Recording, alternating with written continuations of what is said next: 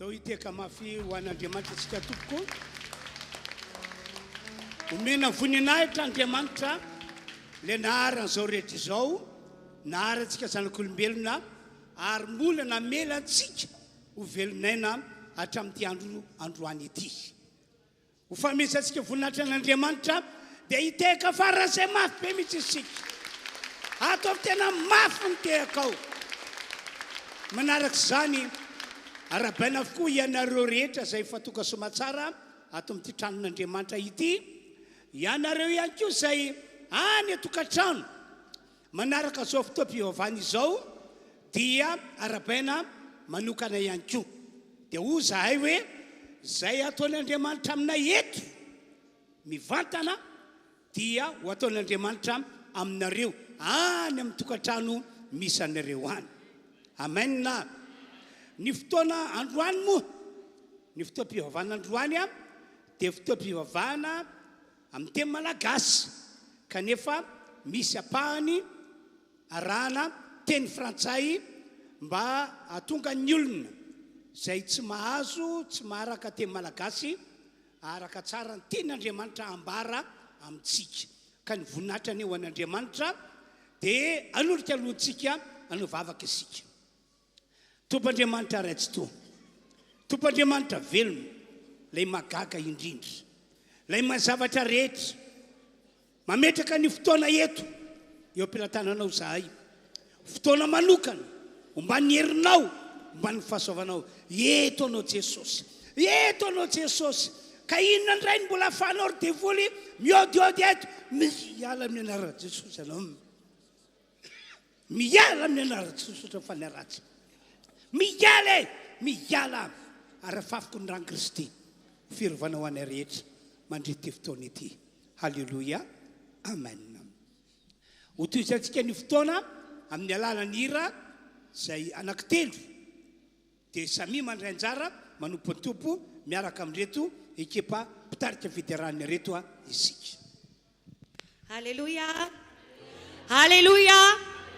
Samety aminao dia andaontsika ity tanana mafy ho famezantsika voninahitra ny tompony tompo, lay mpanjaka ny mpanjaka. Halleluia. Manaraka izany dia faly miarabantsika rehetra izay efa tonga ato amin'ny tranon'Andriamanitra.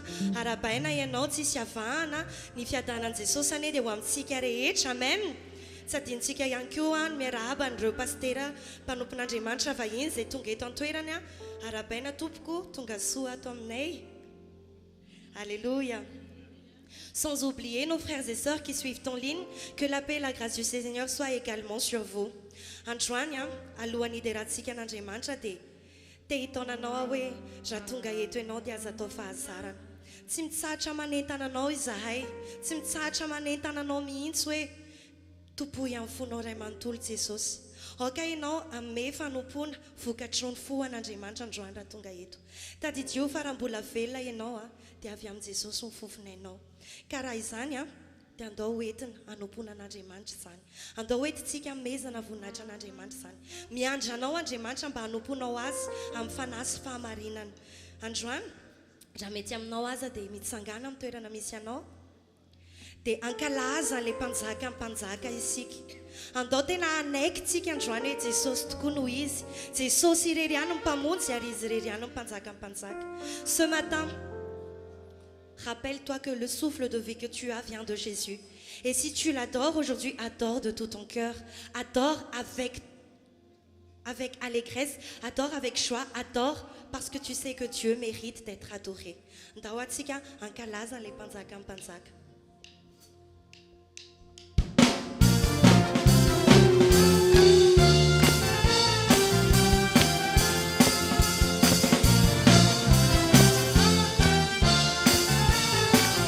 Sika yara ira we Osana, Osana. Osana, Osana kabijita. Osana, Osana, Osana kabijita.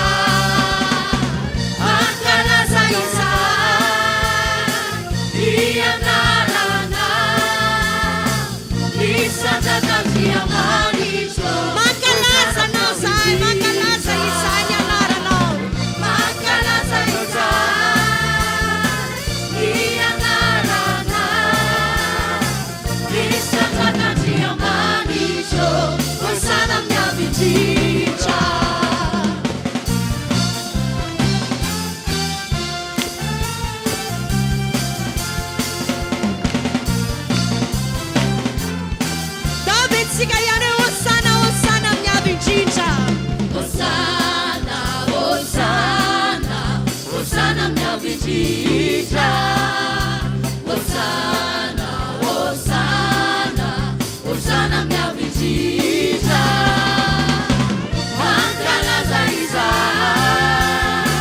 Ianarana Isandratandia manisho Hosana mnyavichitra Mangalaza izay Ianarana Isandratandia manisho Hosana mnyavichitra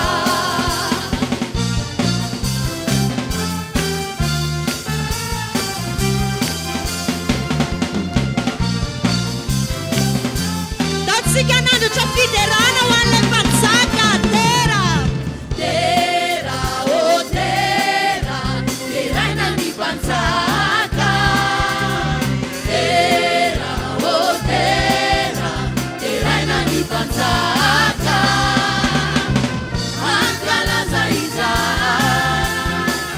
Ianarana Isandratandia manisho Teraina ny mpanjaka Mangalaza izay Mangalaza izay Ianarana Isandratandia manisho Mangalaza izay mpanjaka Mangalaza izay Ianarana Isandratandia manisho Isandratandia manisho Isandratandia manisho Teraina ny mpanjaka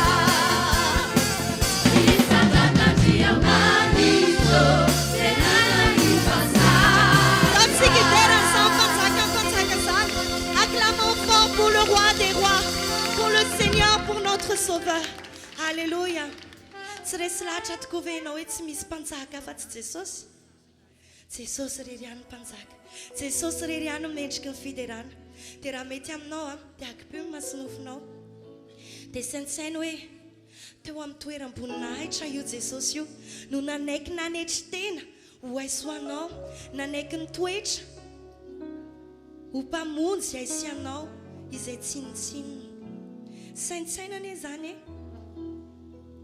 izy rery ihany no mpanjaka tsy misy takazy kanefa nanaiky ny hidina izy ho famonjena izy anao andaontsika anao tahaka andreo vahoaka maro voasoratra ao amin'ny Jaona toko 12:12 hoe nandroso izy ireo teo alohan'i Jesosy nanodidina an' Jesosy dia nanofaofa ny ravinala dia nanao hoe hosana hosana ho amin'ny mpanjakan'i Israely satria fantatry zareo loatra fa tena mpanjaka tokoa Jesosy dia andao koa tsika anao tahaka an'izany ihira hoe hosana amin'ny avy indrindra satria Jesosy rery ihany mendrika izany satria izy ilay mpamonjy aisianao ilay mpanjaka ambony indrindra kanefa nanetry tena ho aisoanao hosana hosana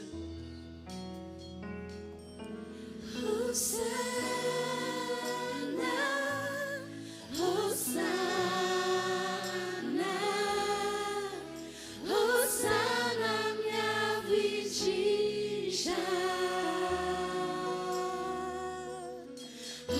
Hosana Hosana Hosana hosana hosana mnyavichitra Hosana Hosana Hosana mnyavichitra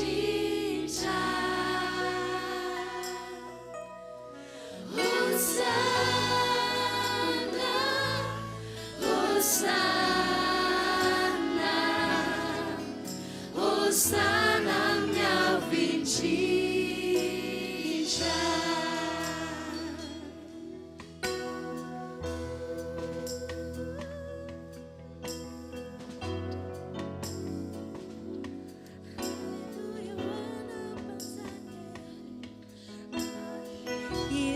Pansakan voninahitra Pansakan voninahitra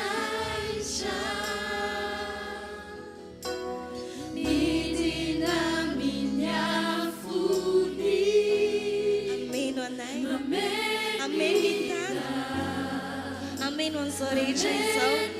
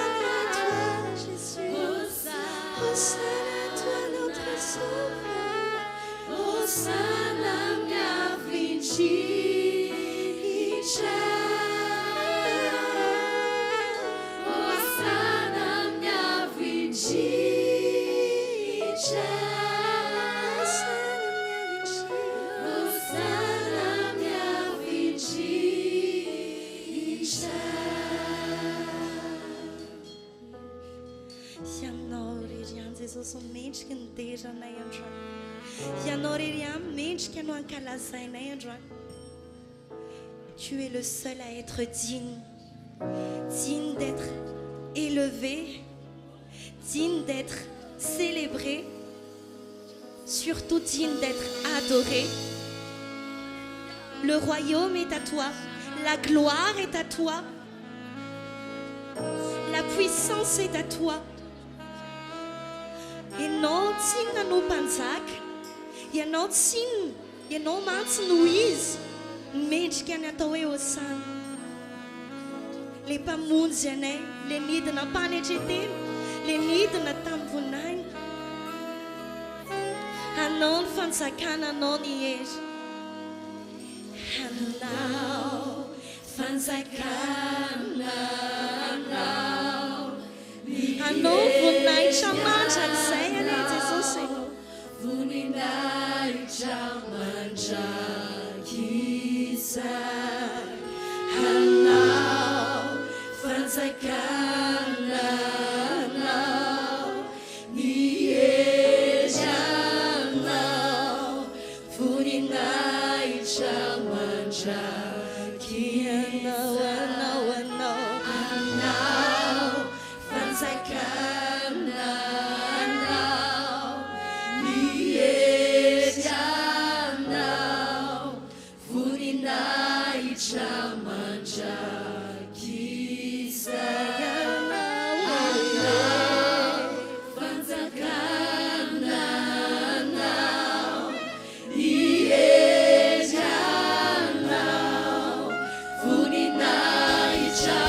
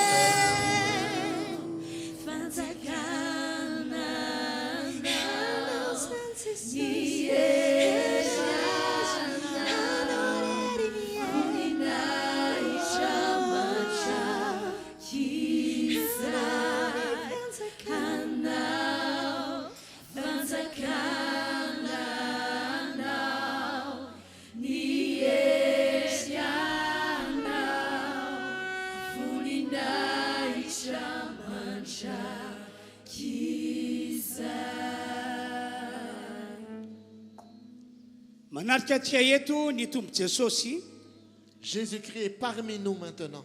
teny efa nataony izany C'est une parole qu'il a prononcée.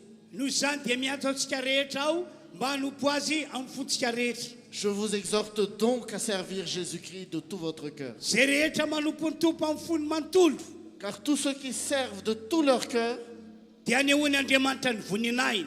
Dieu leur montrera une grâce infinie. Ny valim-bavaka tsy azonao hatramin'izay engany amin'ity androandroany ity omeny anao.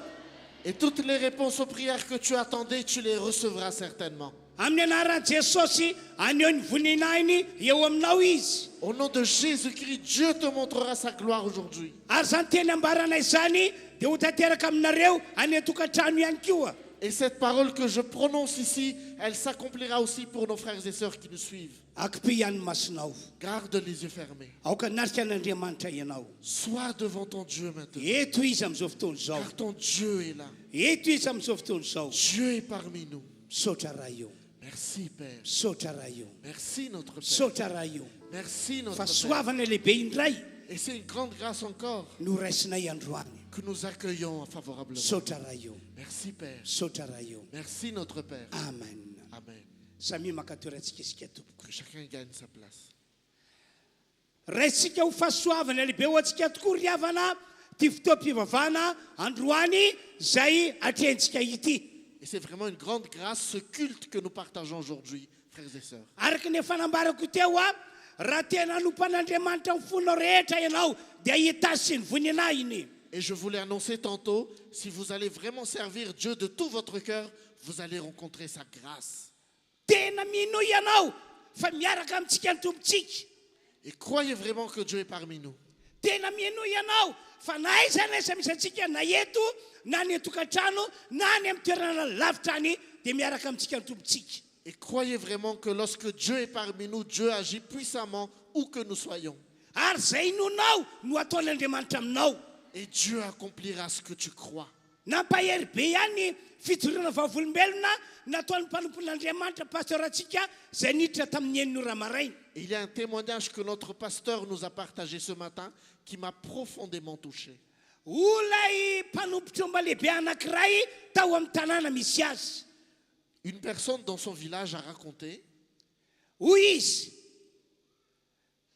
mahafantatra ozy izy na eto tanàna io mpanompon'Andriamanitra io na tsy eto tanàna. je sais vraiment lorsque ce serviteur de Dieu est dans le village ou s'il n'est pas dans le village. Dia hoy ny olona taminy Et les gens lui demandèrent, ahoana no fantaranao fa eto tanàna io mpanompon'Andriamanitra io na tsy eto tanàna io mpanompon'Andriamanitra io. comment est-ce que tu peux savoir que le serviteur de Dieu est dans le village ou lorsqu'il est à l'extérieur? Pasteuratsika ato amin'ny refi zany no tiany lazaina amin'izany. Il parle de notre pasteur de Réfi. Dia olay mpimasy tamin'izany fotoana izany. Et le sorcier, l'homme du village, répondit, Ny ahafantarako fa eto tanàna io pasteura io satria rehefa miantso tromba aho dia tsy mety mihaino ahy le tromba. je sais que le serviteur de Dieu est dans le village parce que lorsque j'invoque les esprits ne répondent pas. Fa rehefa tsy eto tanàna io mpanompon'Andriamanitra io rehefa miantso le tromba ozy izy dia tonga le tromba.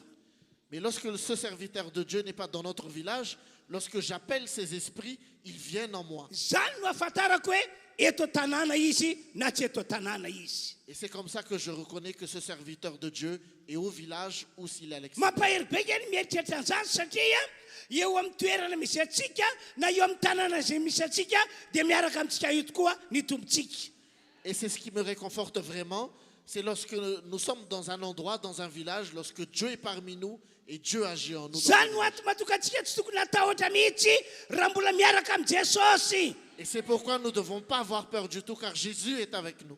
Eo amintsika Jesosy. Jésus est parmi nous. Izy no hamonjy antsika ho afaka amin'ny olana. Jésus nous sauve de nos tribulations. Izy no hamoaka antsika ho mpandresy. Jésus nous donne la victoire. Izy no fototra mahatonga an'Andriamanitra ray mitahy antsika. C'est par Jésus parmi nous que Dieu nous accorde sa Ho grâce. fisoratsika n'Andriamanitra andao hiteka mafy Et be isika. acclamons donc notre Seigneur pour tout cela. Halleluja. Alléluia. Hivavaka isika amin'izao fotoana izao Nous allons maintenant prier ensemble anamafy ny falorantsika ny fiainantsika mba ho an'Andriamanitra. pour vraiment indiquer que nous appartenons à Dieu. Laza ho amin'Andriamanitra fa ho azy mandrakizay isika. Indique à Dieu que tu lui appartiens pour toujours. Ary lazao amin'Andriamanitra fa manana finoana azy sy ny heriny isika. Indique à Dieu que tu as la foi et que tu as la foi qu'il agira abondamment en toi. Andao ary hivavaka avy hatranintsika rehetra. Nous allons aller en prière. Angataka tsy ao hitsangana amin'ny toerana misy atsika. Que chacun se lève maintenant. Andao hivavaka tompoko. Nous allons prier dans la communion maintenant. Tompoandriamanitra rany malalo. Notre Dieu, Ianao no Andriamanitra velona izay miaraka aminay eto amin'ity androandroany ity. tu es le Dieu vivant et tu es le Dieu parmi nous maintenant. Ho asehonao androany fa eto marina ianao. Tu vas nous montrer aujourd'hui que tu es vraiment présent. Zay rehetra mino fa eto ianao Tous ceux qui croient en ta présence, dia antsanao ny herinao izy. ils vont recevoir ta puissance. Ilazanao ny sitraponao izy. Ils vont faire ta toute volonté. Samy mivavaka daholo tsy rehetra ry Que havana chacun malala. prie encore, que chacun s'exprime maintenant. Ary manana finoana fa ny faloroanao tena dia eken'Andriamanitra. Et garde la foi que lorsque tu te donnes à Dieu, Dieu agrée favorablement ton acte.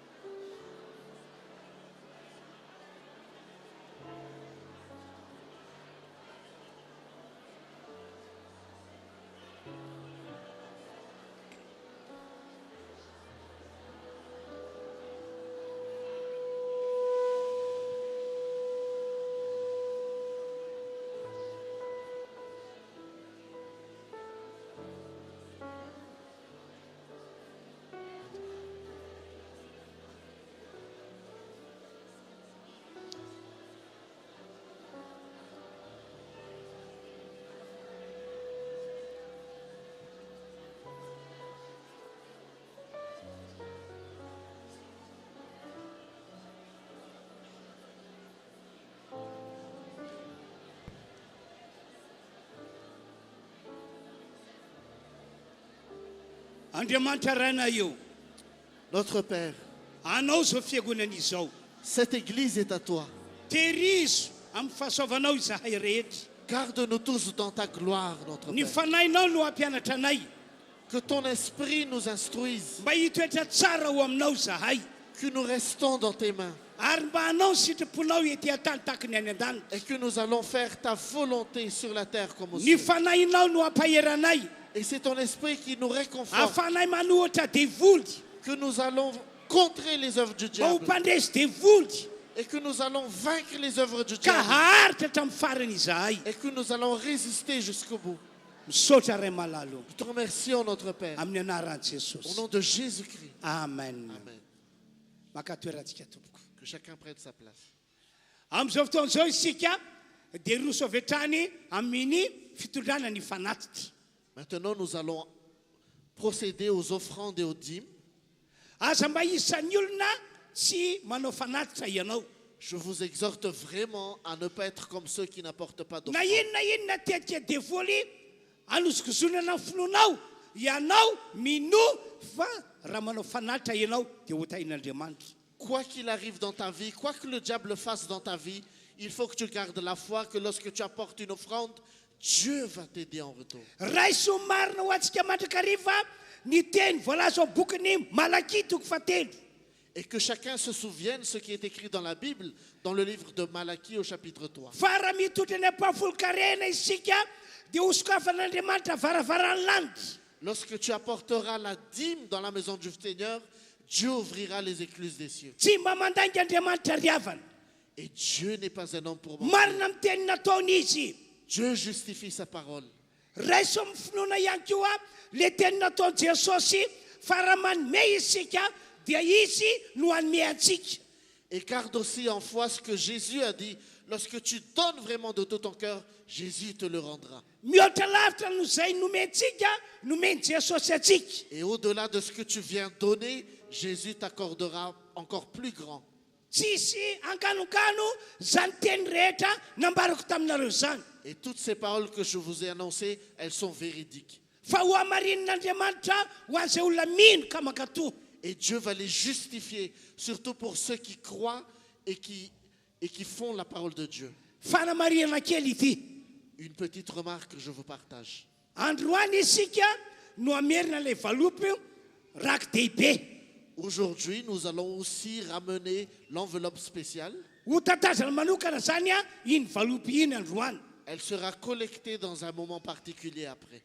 Taonanareo aho aza matahotra ny manome. Je vous invite vraiment, n'ayez pas peur de donner pour le royaume de Dieu. Aza mampiasa katsikajy araka maha-olombelona antsika isika.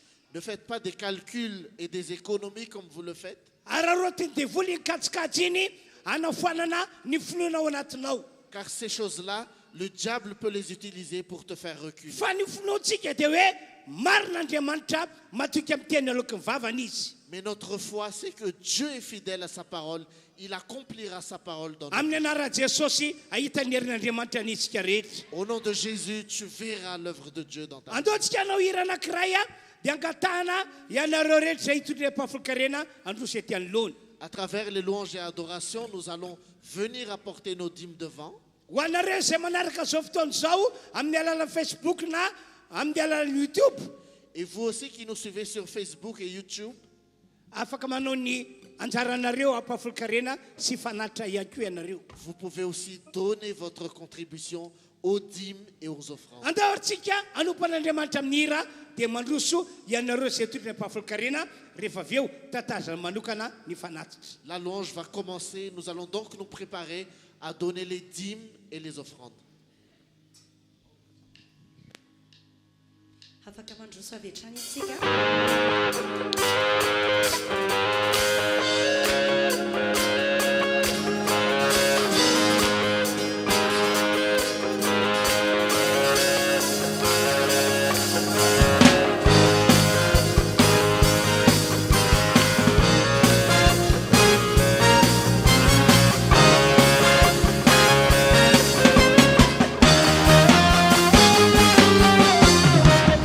Esse vai, vitunjana si fanzaka, manapana esha lengan suruka, fanajesiana, jesi di fasana, di fanzakana, sana pata perana, nazerana.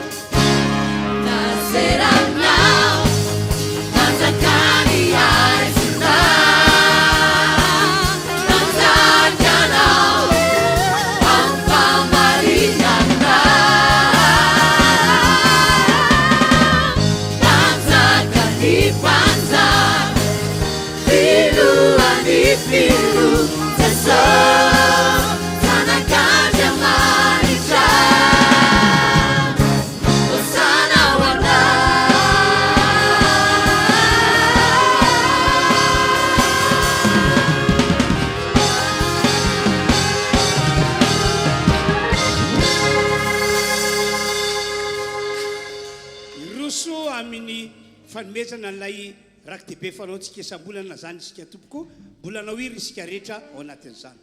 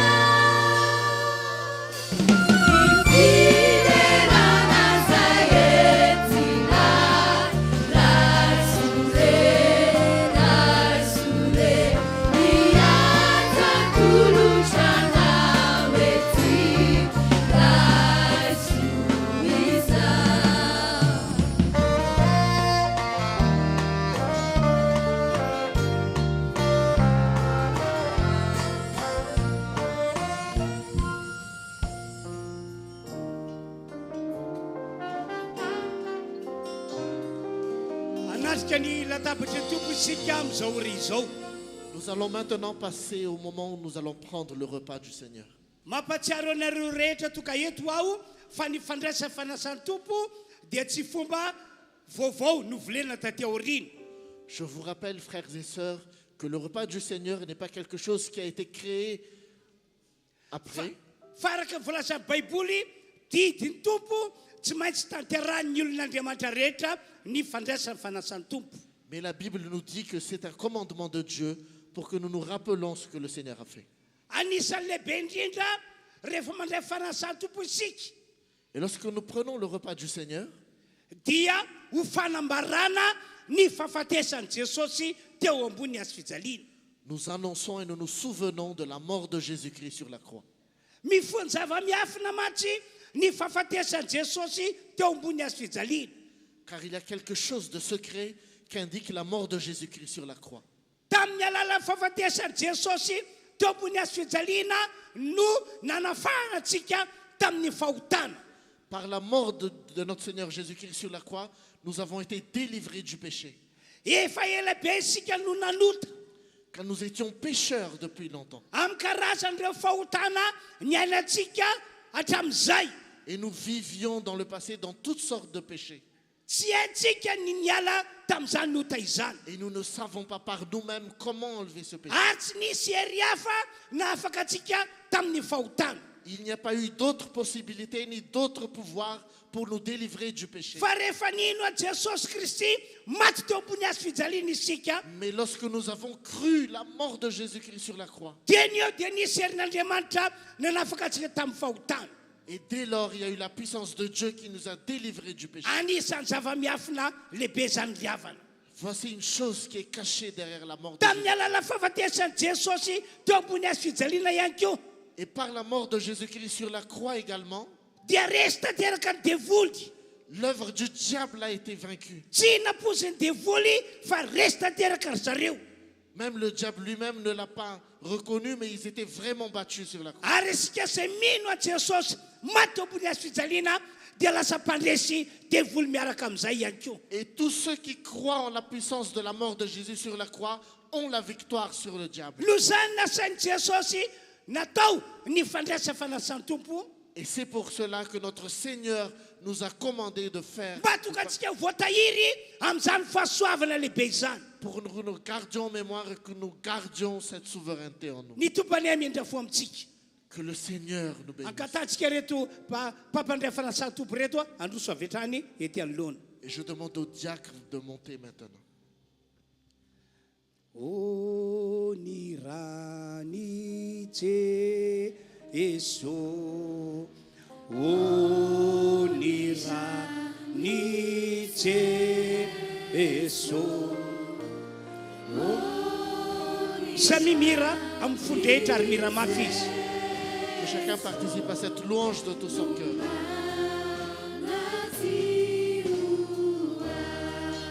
O ny rany, o ny rany Jesu, o ny rany, o ny rany Jesu, o ny rany, o ny rany Jesu. No mampandresy ahy.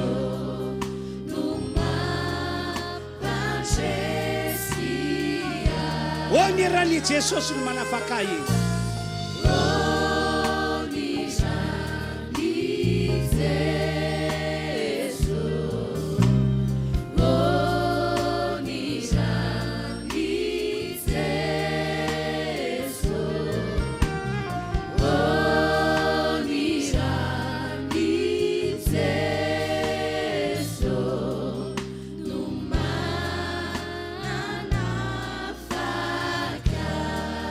Miaraka mitsangana aminay rahalahy eto reo namana izay voatendry izarany fandraisana fanasan'ny tompo.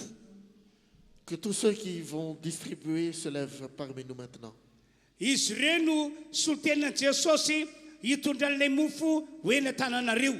Ces frères et sœurs sont les envoyés de Jésus qui vont vous partager le pain. Ary solotenan'i Jesosy hanolotra an'ilay kapoaka misy ny divay eny tananareo. Et ce sont les représentants de Jésus aussi qui vont vous partager la coupe entre vos mains. Noho izany hivavaka ho azy ireo isika mba tena hisy fahasoavan'Andriamanitra eo amin'izy ireo. Nous allons donc maintenant prier pour que la grâce de Dieu agisse en eux. Ka izy fiantraikany amin'ny fiainantsika ny mofo sy ny divay izay ho zarain'izy ireo. Et que cette coupe et le pain qui vous sera distribué apportent beaucoup de bénédictions pour vous. Atsakany ny tananao dia hivavaka ho azy ireo isika. Lève ta main et nous allons faire une prière ensemble. Samy manokatra ny vavany isika rehetra tompo. Que chacun prie maintenant, que chacun s'exprime dans cette prière.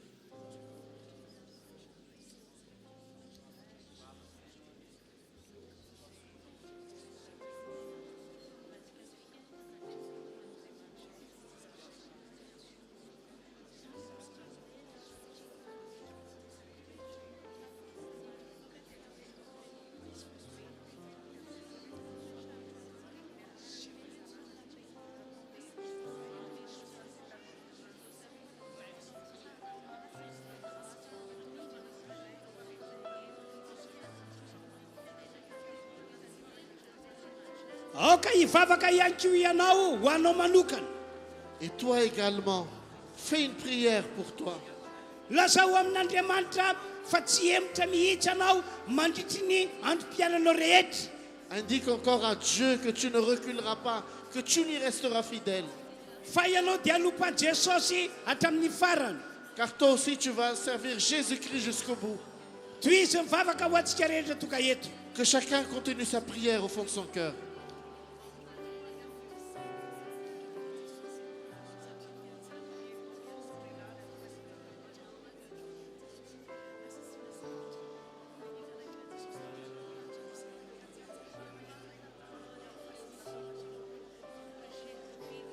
Mangataka anareo izahay mba hitsangana eo amin'ny toerana misy anareo.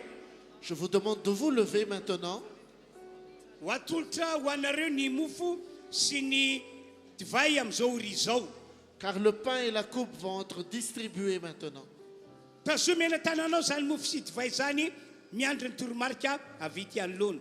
Garde entre tes mains le pain et la coupe avant que nous donnions de nouvelles instructions. Toy izany eny efa mivavaka ao anatin'izany rehetra zany. Et continue la prière dans cette communion.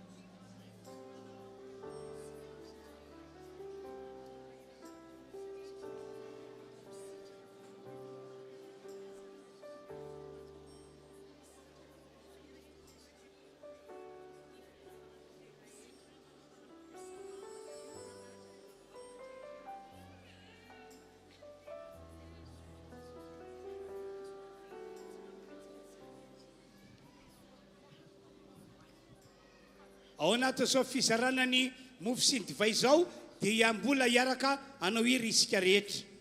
Durant le partage du pain et de la coupe, nous allons rester dans l'adoration et la louange.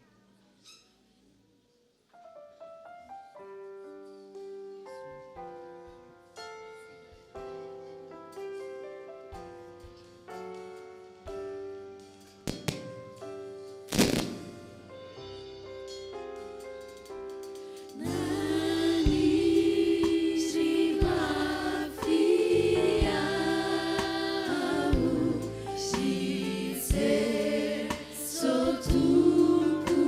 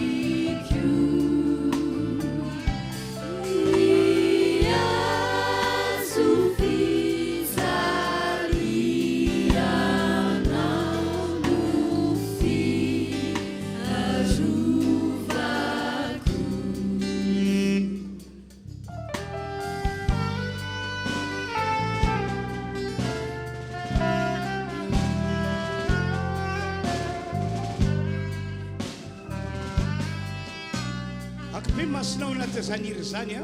Garde les yeux fermés. Concentre-toi, Dieu, dans cette louange.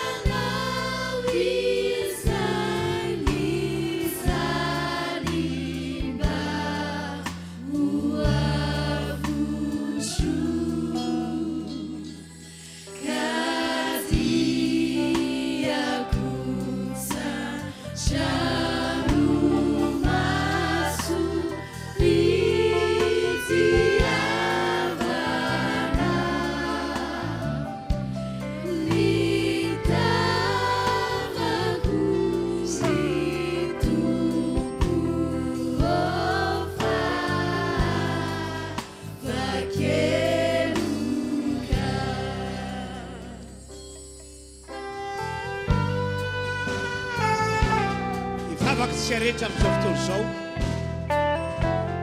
Hifantoka tsara ao amin'ny Jesosy isika. Nous allons nous concentrer sur Jésus-Christ maintenant.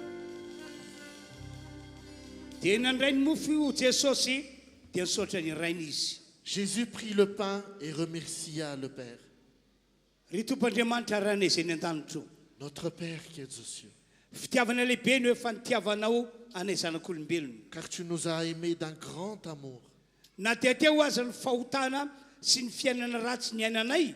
Malgré nos péchés et notre vie de misère, Lehibe ny fitiavanao anay.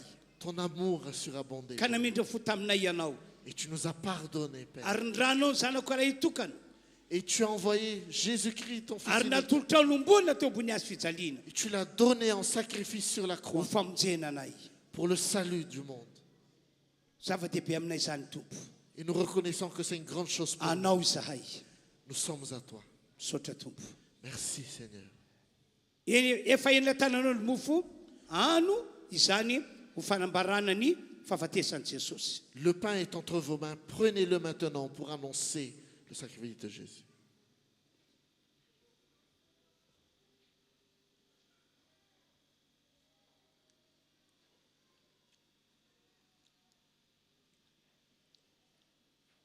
Dia araka izany anko ny kapoaka misy ny divay. Jésus prit la coupe également. Nisaotra ny rainy Jesosy. Il rendit grâce au Père. Taorina zany dia natolony andreo mpianatra ilay divay ary nilaza izy fa inony no rano.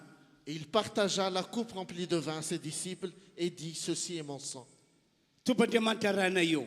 notre Dieu. Ankehitriny dia miaraka mivavaka izahay. Aujourd'hui, nous sommes en communion Miaraka manompo anao Andriamanitra velona. et nous te servons, toi Dieu vivant, Fa Andriamanitra tena tia anay ianao. car tu es un Dieu rempli d'amour pour nous. Nekianao ho latsaka ny rano Jesosy Kristy. Tu as accepté que Jésus-Christ, ton Fils, verse son sang Famelana ny eloka rehetra.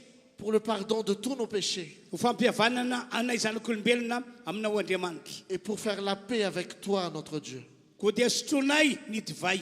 Nous allons boire maintenant cette coupe. Raisinay ho tenanao, raisinay ho ranao Jesosy izany. Nous prenons ce vin comme le sang de Jésus. Misaotra raha io. Nous te remercions, notre Père. Sotroy ny divay na tananao fa iny no rano Jesosy nalatsaka. Prends le vin entre tes mains. Ceci est le sang de Jésus versé pour toi.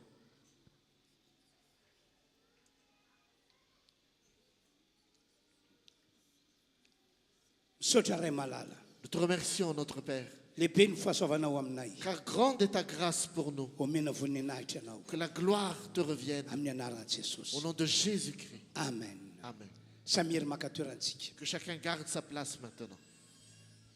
Amin'izao fotoana izao tsika dia imakomana hiaino ny tenin'Andriamanitra. Et nous allons maintenant nous préparer à accueillir la parole de Dieu. Le afatra spécial ankoatra ny fandraisana ny fanasan'ny tompo teo. À part cela, nous allons vraiment recevoir un message spécial. Amin'ny alalan'ny teny, Grâce à la parole, hiasa eo aminao ny fanan'Andriamanitra. l'Esprit de Dieu va aussi agir sur toi. Ary izay misy mandray ny teny, Et que ceux qui reçoivent vraiment et qui croient en cette parole dridridrika makatòa zany teny zany, et qui entendent vraiment ce que Dieu veut lui dire, dia homba azy Andriamanitra. Dieu sera avec lui. Ampiasa azy Andriamanitra. Dieu agira à travers lui. Hita azy Andriamanitra. Dieu le bénira. Mino azany ianareo.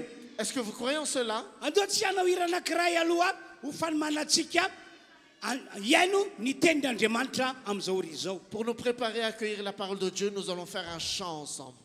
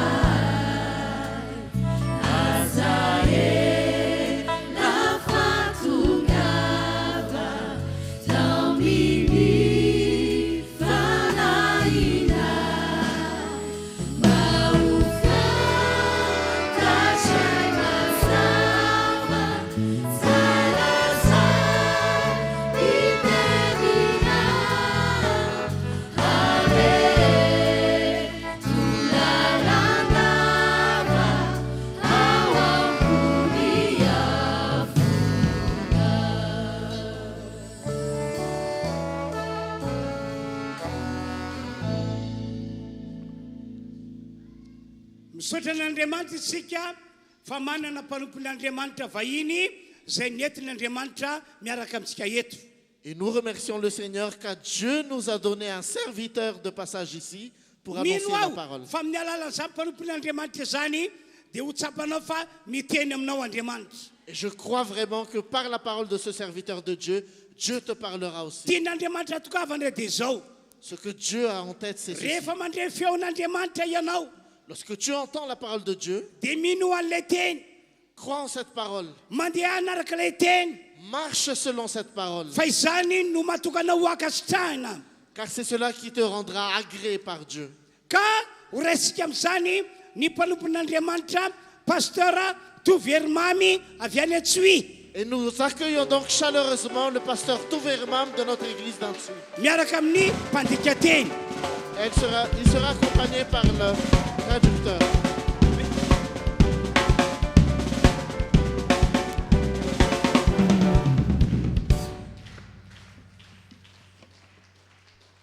Azajany antehaka ho an'ny namantsika.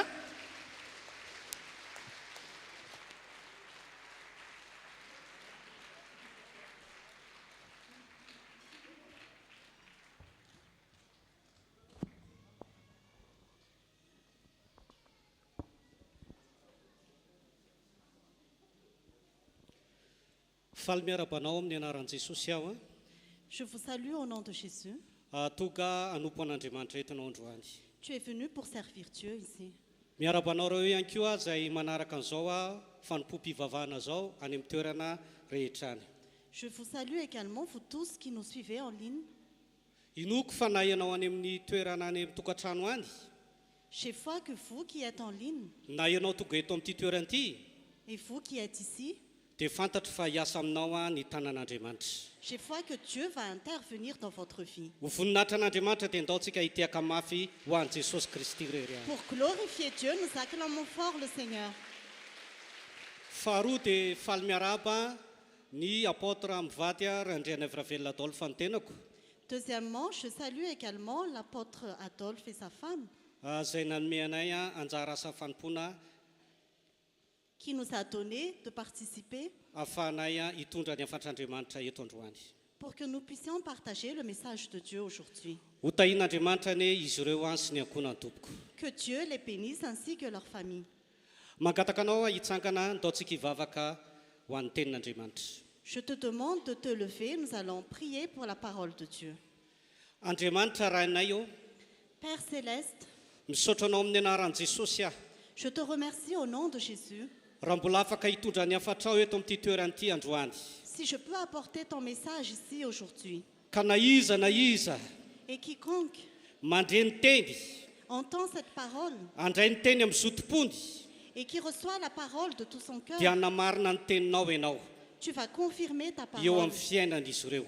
dans leur vie. Amin'ny anaran'i Jesosy Kristy, Au nom de Jésus-Christ, misaotra tompo. merci Seigneur. Amen. Amen. Eo am-pitsanganana ihany tsika no hamaky ny tenin'Andriamanitra. Nous allons lire la parole de Dieu en nous levant. Genesis toko 12, Genèse chapitre 12, andininy voalohany a ka hatramin'ny versets fahatimy. 1 à 5.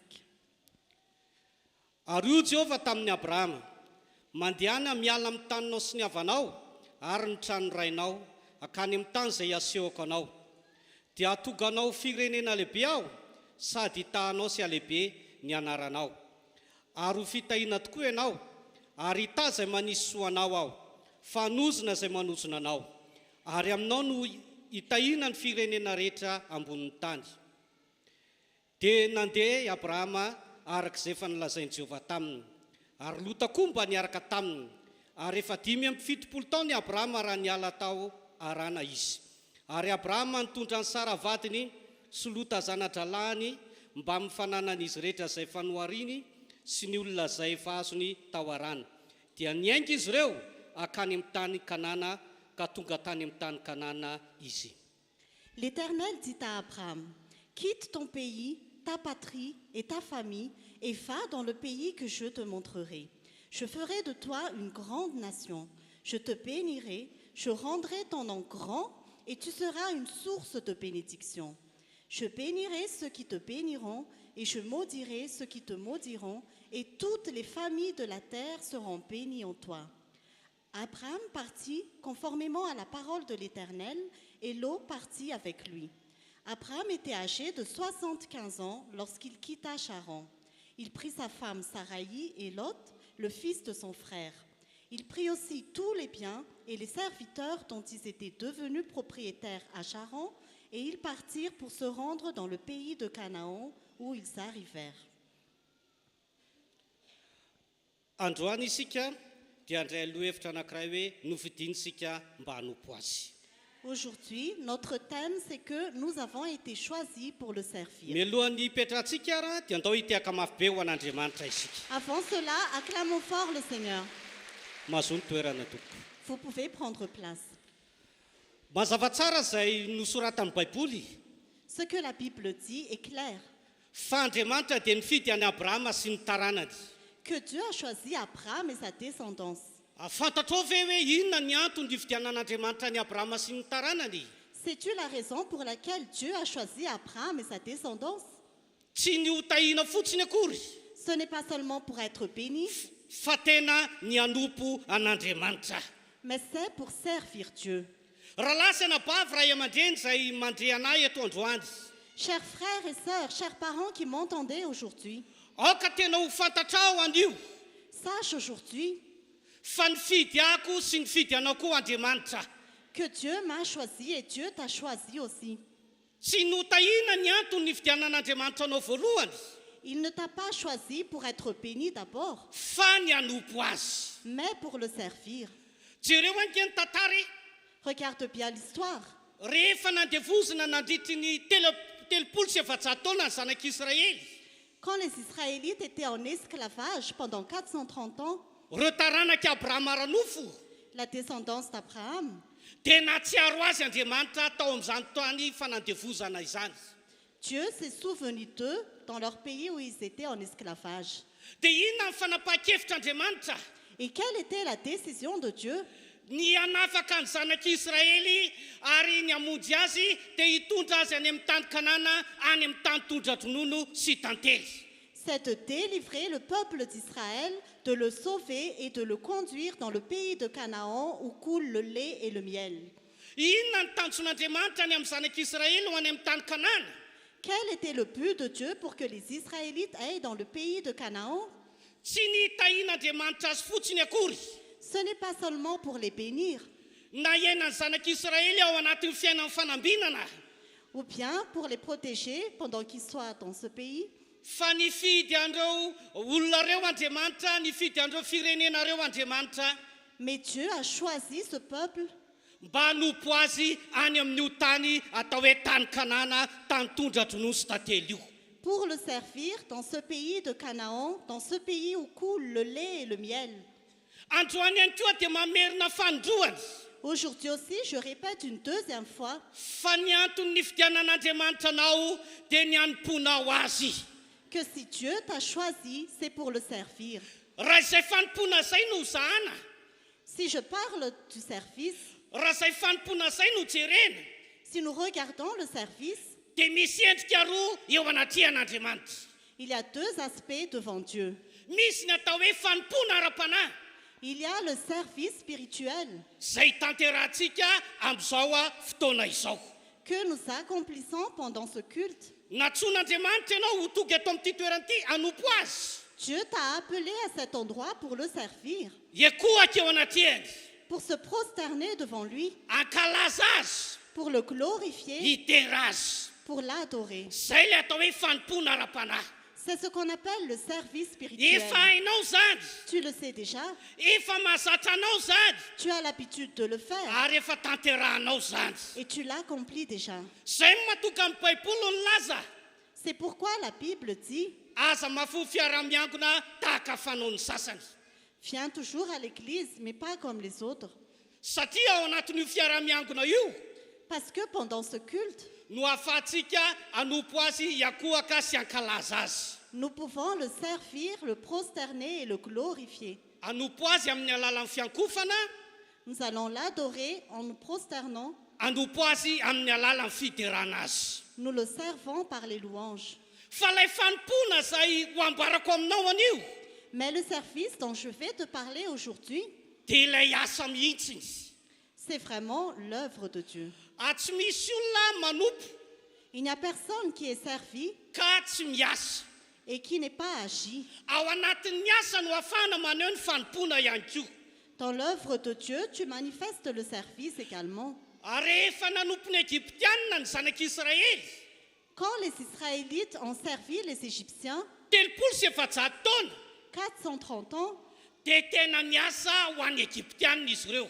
ils ont vraiment travaillé pour les Égyptiens. Ary tena tsapany hoe mafy dia mafy aza ny asa fanompona nataony ho an'ny Egyptianina izany. Et ils savaient que c'était vraiment très dur le service qu'ils ont rendu aux Égyptiens. Ary natoka ny fitarainan'izy ireo tafiakatra tamin'Andriamanitra. Et c'est pourquoi ils ont prononcé des cris devant Dieu. Androany zany dia te hitonanao aho Aujourd'hui, j'aimerais t'exhorter amin'ilay fanompona arahana azy. pour le service suivi de l'action. Ry kristianina zay tonga eto amin'ity toerana ity, Chers chrétiens qui êtes venus ici, ianareo zay manaraka an'izao fanompo-pivavahana zao any amin'ny tambanjotra rehetra any, et vous tous qui nous suivez en ligne dans tous les réseaux, manana an'izay fanompona arahana asa zay ve ianao. est-ce que tu fais ce service suivi de l'action? Fa tena takian'Andriamanitra eo amin'ny fiainantsika kristianina mihitsy izany fanompona arahana asa izany. Parce que Dieu exige cela dans notre vie chrétienne, que nous servons et que nous suivons par des actions. Rahalahy sy anabavy zay manatrika etona, Chers frères et sœurs qui nous suivez ici, ny hanompo an'Andriamanitra no sitrapon'Andriamanitra eo amin'ny fiainantsika. la volonté de Dieu, c'est que nous servons Dieu dans notre vie. Mazava tsara ny tenin' Jesosy La parole de Jésus est claire. any amin'ny filazantsara soratany Jaona. Dans l'évangile de Jean, Zao ny teniny manao hoe voici ce qu'il a dit. ny haniko koza izy Ma nourriture, dia ny manao ny sitrapony raiko zay any an-danitra. c'est de faire la volonté de mon Père qui est dans les cieux. Fantatrao ve ny zavatra nitanterahan'i Jesosy tamin'io fotoana io? Et connais-tu ce que Jésus a accompli en ce temps-là? Tena niasa ho an'Andriamanitra izy. Il a vraiment travaillé pour Dieu. Nisy asa nataony tao. Il a vraiment fait en œuvre. Paoly apôstôly ihany koa dia niteny, L'apôtre Paul a aussi dit, tsy izaho tsony ny velona fa Kristy ny velona ato anatiko. ce n'est plus moi qui vis, mais c'est Christ qui vit en moi.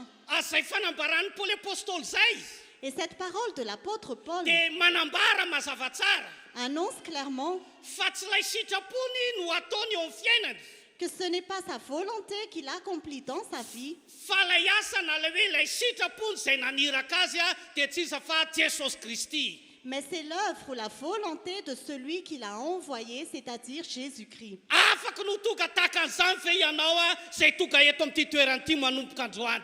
Peux-tu devenir comme cela, toi qui es venu ici aujourd'hui? Tena mila anao Andriamanitra ny hanompo azy. Dieu a vraiment besoin de toi pour le servir. Ny zavatra mampalahelo manko raha lasa anabavy zay manatrika etona Ce qui est malheureux, chers frères et sœurs qui assistez ici, dia maro amin'ny kristianina no tsy tena mahay loatra manompo an'Andriamanitra. c'est que plusieurs chrétiens ne savent pas vraiment servir Dieu. Ny zavatra tena tian'ny olona Ce que les gens aiment vraiment, dia Andriamanitra hiasa ho azy isan'andro. c'est que Dieu agisse dans leur vie tous les jours. Ka raha vao mifoha maraina izy mivavaka Et dès qu'ils se réveillent le matin, dia mangataka an'Andriamanitra hiasa eo amin'ny fiainany isan'andro. Ils demandent que Dieu agisse dans leur vie chaque jour. Tsy diso ianao raha manao an'izay akory. Tu n'as pas tort si tu fais cela. Ary tsy manota ihany koa. Et ce n'est pas un péché. Fa tokony ho fantatrao an'io. Mais tu dois savoir aujourd'hui Fa Andriamanitra ihany koa dia mitady asa avy aminao ho azy. que Dieu aussi attend que tu agisses pour lui. Dikan'izany raha hivavaka ianao. Ça veut dire que si tu pries, Afaka hivavaka ve ianao? est-ce que tu peux prier Hiteny amin'Andriamanitra. et dire à Dieu, Manomboka amin'ity androany ity. à partir d'aujourd'hui, Ka na hoe et tu diras, Andriamanitra ô, Père, inona ny sitraponao tianao ataoko anio? quelle est la volonté que tu veux que j'accomplisse aujourd'hui? Inona ny asanao tianao tanterahako anio? Quelle est l'œuvre que tu veux que j'accomplisse aujourd'hui? Inona ilay fanompona izay tianao ho ataoko indray anio? Quel est le service que tu veux que je fasse aujourd'hui? Tena miandry an'izany avy aminao Andriamanitra. Dieu attend vraiment cela de toi. Tena miandry an'izany avy amintsika Andriamanitra. Dieu attend vraiment cela de nous. Satria izay ilay fanompona faharoa tian'Andriamanitra ho hita eo amin'ny fiainantsika. Parce que c'est le deuxième service que Dieu veut voir dans notre vie. Hoy aho mantsy anao, Je te dis, nafan'Andriamanitra ny zanak'Israely tao Egypta. Dieu a dit aux Israélites en Égypte Tsy ankohaka eo anatriany any amin'ny tany Kanana fotsiny. qu'ils n'aillent pas tout simplement dans le pays de Canaan, Tsy ankohaka eo tsy hiderazy any amin'ny tany Kanana fotsiny. pas seulement pour le louer dans le pays de Canaan, Fa tena anatanteraka an'izay asa fanompona izay koa any amin'ny tany izay nitondran'Andriamanitra azy. mais c'est vraiment pour accomplir l'œuvre de Dieu dans le pays où Dieu les a conduits. Ianao ihany koa toy ny hoentin'Andriamanitra amin'izao asan'Andriamanitra izao. Dieu te conduit aussi dans cette œuvre de Dieu. Izay no mahatonga anao tonga eto amin'ity toeran'ity androany maraina. C'est pourquoi tu es à cet endroit ce matin. Izay no mahatonga anao manana fahafahana anaraka zao fanompo-pivavahana izao any amin'ny toerana misy anao any.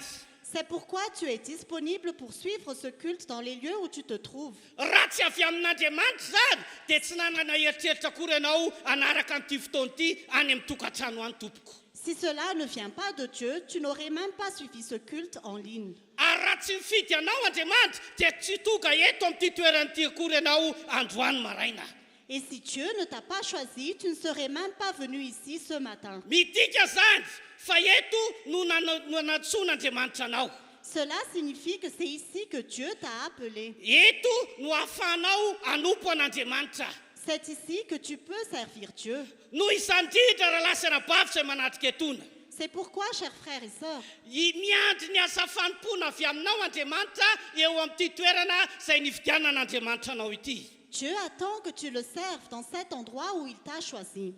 Aoka tsy ho faly notahinao fotsiny ianao amin'ny alalan'izao asan'Andriamanitra izao. Ne sois pas seulement content d'être béni à travers cette œuvre de Dieu, Fa aoka tena aneo karazana fanompona an'Andriamanitra amin'ny karazany maro ianao amin'ny alalan'izao asan'Andriamanitra izao. mais accomplis également toutes sortes de services pour Dieu à travers cette œuvre de Dieu. Zao manko ny voasoratra amin'ny Exodosy toko fahatelo amby roapolo. Parce que voici ce qui est écrit dans Exode chapitre 23, Andininy fadimy amby roapolo. verset 25. Fa manompo any Jehovah'Andriamanitra reo Vous servirez l'Éternel votre Dieu, dia hita ny haninareo sy ny ranonareo izy. et il bénira votre pain et votre eau. Ary esoriko aminao ny aretina. J'éloignerai la maladie du milieu de toi. Tsy soafa-jazana ho momba ao amin'ny taninao. Il n'y aura dans ton pays ni femme qui avorte, ni femme stérile. Dia iny eny ty teny fikasana farany vokatry ny fanompony ity Et écoute cette dernière promesse suite à ton service. ho tanterahako ny isan'ny andronao. Je te donnerai une longue vie. Mazava tsara raha lasana bavy C'est très clair, chers frères et sœurs, fa tena tian'Andriamanitra ho sitranina ianao. que Dieu veut vraiment te guérir. Te hita ny asan'ny tananao Andriamanitra. Dieu veut bénir l'œuvre de tes mains. Ilay asa fivelomanao mihitsy no tena tian'Andriamanitra ho tahina. Il veut vraiment bénir tes sources de revenus. Tena te ampitsahatra ireo karazana aretina eo amin'ny fiainanao Andriamanitra. Dieu veut vraiment éloigner toutes sortes de maladies de ta vie. tsy tian'andriamanitra ho hita eo amin'ny fiainan'ny zanak'andriamanitra izany atao hoe fahafanjaza izany. Et Dieu ne veut pas voir dans la vie des enfants de Dieu des femmes qui avortent ou qui sont stériles. Ary ny tena zava-dehibe ho mason'andriamanitra Et le plus important aux yeux de Dieu, dia tsy misy zanak'andriamanitra ho faty aloha amin'ny fotoana. qu'il n'y ait pas d'enfants de Dieu qui meurent prématurément. Andao hitehaka mafy an'andriamanitra isika. Acclamons fort le Seigneur. Fahafatesana izay tena atahorany zanak'olombelona. Les hommes ont vraiment peur de cette mort. Fahafatesana izay mampiorokototra ny zanak'olombelona. C'est une mort qui fait vraiment frémir les hommes. Fa hoy Andriamanitra, Mais Dieu dit, raha manompo ahy ianao si tu me sers, dia tsy ho faty melohan'ny angalako anao ianao.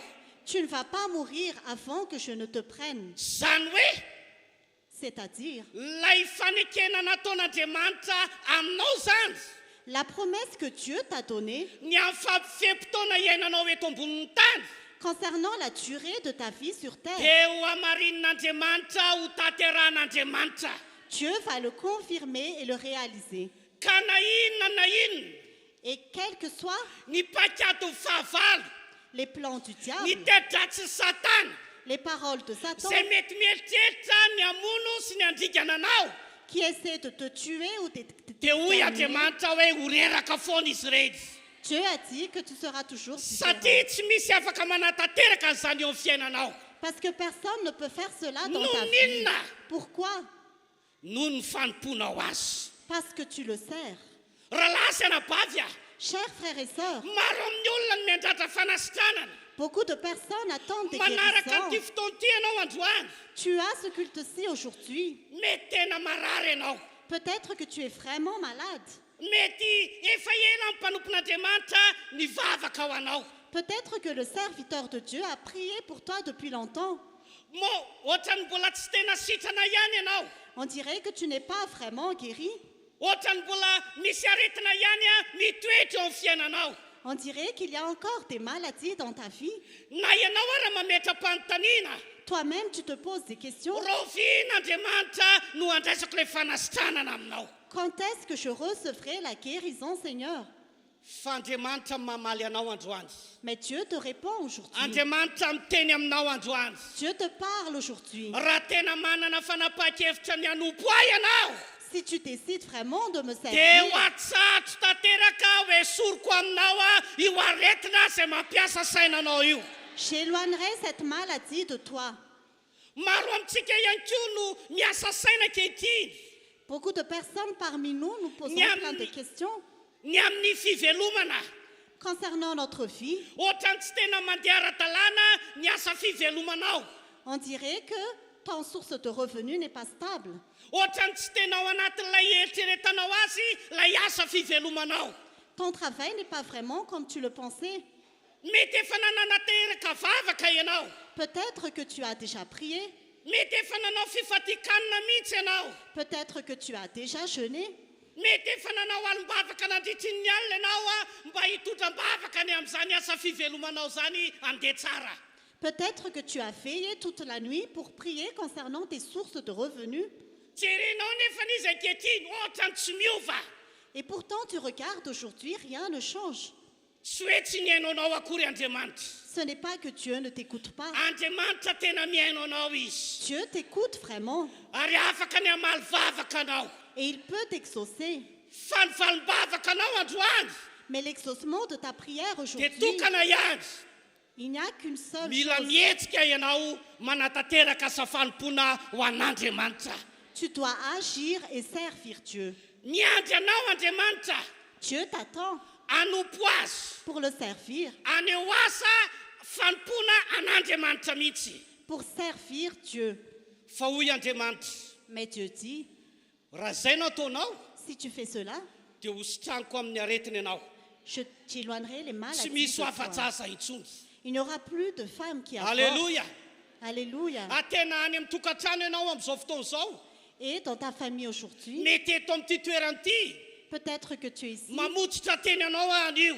Je relâche une parole Fa raha aujourd'hui. manana fanapahan-kevitra ny hanompo an'Andriamanitra ianao, que si tu décides de servir tsy Dieu, hitsanga aminao tso zany fahafanjaza izady il n'y aura plus de femmes qui avortent ici. mety efa niasa saina ianao hatramin'izay Peut-être que tu t'es posé plein de isaky ny roa questions. volana À chaque fois mitondra voka ianao que tu es enceinte dia eo amin'ny roa volana eo et après 2 mois, dia ohatra ny afajaza foana tu avortes toujours. eo amin'ny telo volana eo Après 3 mois, ohatra ny afajaza foana tu avortes toujours. misy ara mety efa tafiakatra 10 volana mihitsy Peut-être que ça fait déjà 5 mois ary mety efa mitondra voka ianao ankehitriny et peut-être que tu es enceinte aujourd'hui tena miasa saina ianao amin'izao fotoana izao et tu te poses des questions tena aujourd'hui. miasa loha ianao Tu te poses plein de ary mety questions matahotra mafy mihitsy et azy tu as vraiment très peur satria mety efa kaiky ilay 10 volana parce que tu vas bientôt accoucher. fa olana ho anao ankehitriny Mais ton problème aujourd'hui, manana fanapa-kevitra hiasa ao an'Andriamanitra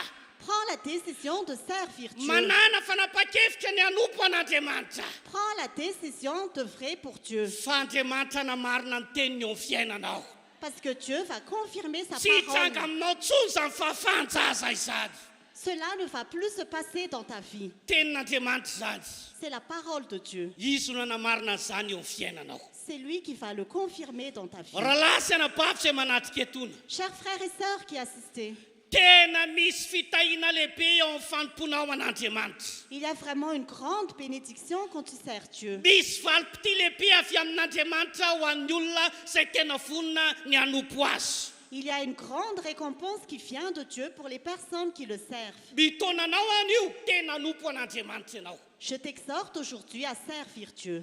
misy olona anankiray vehivavy anankiray resako aminao Il y avait une femme dont je te parle. io vehivavy io dia isaky miteraka dia didina foana izy operena zany Cette femme, à chaque fois qu'elle va accoucher, elle fait une opération. satria tery de tery ny colony eo amin'ny tranonjanany Parce que le col est très serré et elle doit toujours faire une césarienne. nanantona anahy izy Elle s'est approchée de moi. efa indrony teraka izy Elle a déjà accouché 2 fois. didina foana Il y avait toujours une opération ary dia nitondra voaka fantelon'izy et elle est enceinte pour la 3e fois. dia tena natahotra izy Et elle avait peur. pasteur Pasteur, tena ho teraka je vais accoucher.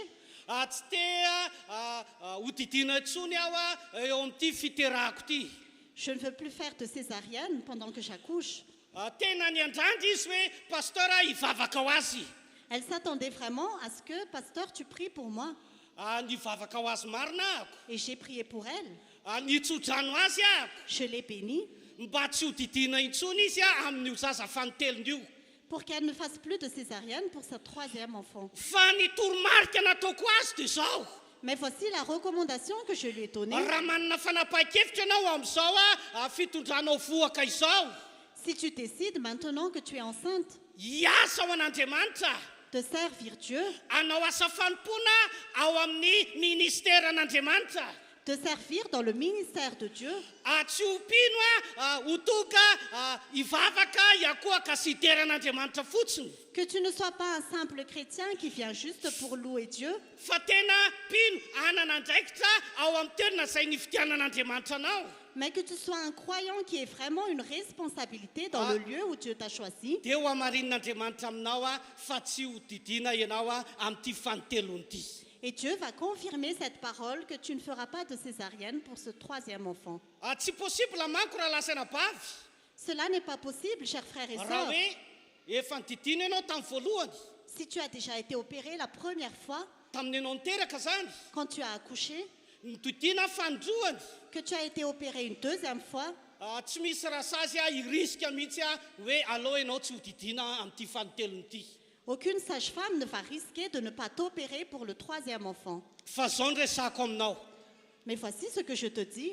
Andriamanitra rehefa hiasa tsisy mahasakana Quand Dieu agit, personne ne peut Andriamanitra l'en rehefa empêcher. hiasa tsy misy ny mahasakana Quand Dieu agit, personne ne peut l'en manompoa ny empêcher. Jehovah-Andriamanitra aho Sers ton Dieu dia hitany aninao aho et je vais te bénir. hitany ranonao aho Je vais bénir ton nom ary esoriko aminao ny aretina et j'éloignerai les maladies de marina toi. amin'ny tenin'ny Andriamanitra Dieu est juste dans sa parole. na iza manompoka androany Quiconque à partir d'aujourd'hui tena voninandray asa fanompona amin'izay est vraiment prêt à servir ao amin'ny Dieu toerana dans l'endroit zay nifitianan'Andriamanitra azy où Dieu l'a choisi, andray valopity lehibe avy amin'Andriamanitra ianao. tu recevras une grande récompense de Dieu. Izy fanasitranana tsy takatry ny sainao ataon'Andriamanitra eo amin'ny fiainanao. Il y aura une guérison qui dépasse ton entendement que Dieu va faire dans ta vie. Enony amin'ny voasoratra Hébreu toko 7:1 hoe Écoute ce qui est écrit dans Hébreux chapitre 13 verset 21. izy any hatanteraka anareo amin'ny tsara rehetra anao ny sitrapony ka hiasa ao anatinareo zay akasitrana eo masony amin'ny alalan'i Jesosy Kristy ho azy any voninahitra mandrakizay amen. Qu'il vous rende capable de toute bonne œuvre pour l'accomplissement de sa volonté, qu'il fasse en vous ce qui lui est agréable par Jésus-Christ, à qui soit la gloire au siècle des siècles. Ny Jaona voalohany toko 7:22. 1 Jean chapitre 3 verset 21. Zao ny voasoratra. Voici ce qui est écrit. Ary na inona no angatantsika Quoi que nous demandions, dia raisintsika aminy. nous le recevons de lui. Enony toy any manaraka. Écoute bien la suite. Satria mitandrina ny didiny. Parce que nous gardons ses commandements, Satria mitandrina ny didiny. parce que nous gardons ses commandements Sy manao zay akasitrahana eo imasony isika. et faisons ce qui lui est agréable. Tena mazava ny voasoratra eto. Ce qui est écrit est très clair. Na inona no angatantsika aminy Quoi que nous lui demandions, dia raisintsika aminy. nous le recevons de lui, Satria efa nisy asa nataonao taloha tao. parce que tu as servi Dieu Ilay auparavant, fitandriamana ny didiny. tu as gardé ses commandements Sy ilay fanaovana lay sitrapony lay zavatra akasitrahany. et tu as fait ce qui lui est agréable. Tena mamaly fitiatsika Andriamanitra Dieu nous récompense vraiment eo amin'ny asa fanompoana zay ataontsika. quand nous lui servons. Andao hitiaka mafy an'Andriamanitra isika. Acclamons fort le Seigneur. Rahalahy sy anabavy, Chers frères et sœurs, zay ny antony fitianan'Andriamanitra atsika voalohany c'est la raison pour laquelle Dieu nous a choisis premièrement. dia ny hanompo azy. C'est pour le servir. Fa ny faharoa Mais la deuxième raison, dia nofitiany ihany koa isika il nous a aussi choisis mba ho irany eto amin'izao tontolo izao. pour qu'il nous envoie dans ce monde. Rahalahy zay ranabavy zay mandriana androany. Chers frères et sœurs qui m'entendez aujourd'hui, Fantatrao ve sais-tu, Jesosy Kristy Jésus-Christ, izy lay irak'Andriamanitra amonjy an'izao tontolo izao. c'est lui que Dieu a envoyé pour sauver ce monde. Ny Jaona toko 7, Jean chapitre 3, 12. verset 16, Tsika mazava tsara. dit déjà clairement, Toy izao ny tiavan'Andriamanitra izao tontolo izao. car Dieu a tant aimé le monde Nomeny Jesosy qu'il a donné Jésus mba tsy ho very zay rehetra mino azy. pour que tous ceux qui croient en lui ne soient pas perdus, Fa hanana fiainana mandrakizay. mais qu'ils aient la vie éternelle. Tonga tetỳ tany Jesosy Jésus est venu sur terre. ny tanjony Son objectif, dia ny hanatanteraka zay nanorano ray azy. c'est d'accomplir la mission que Dieu lui a confiée. Tsy hoe hanasitrana ny marary fotsiny Ce n'est pas seulement pour guérir les malades na moka devoly fotsiny ou pour chasser les démons, fa ny amerina ny olona ao ambalan'Andriamanitra. mais pour que les hommes viennent dans le royaume de Dieu. Izy lay iraka lehibe C'est lui que Dieu a envoyé ahatanteraka an'izany teto ambonin'ny tany. pour accomplir cela sur cette terre.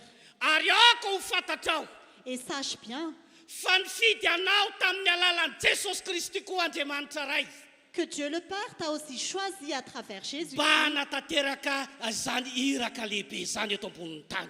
pour accomplir cette mission sur cette terre.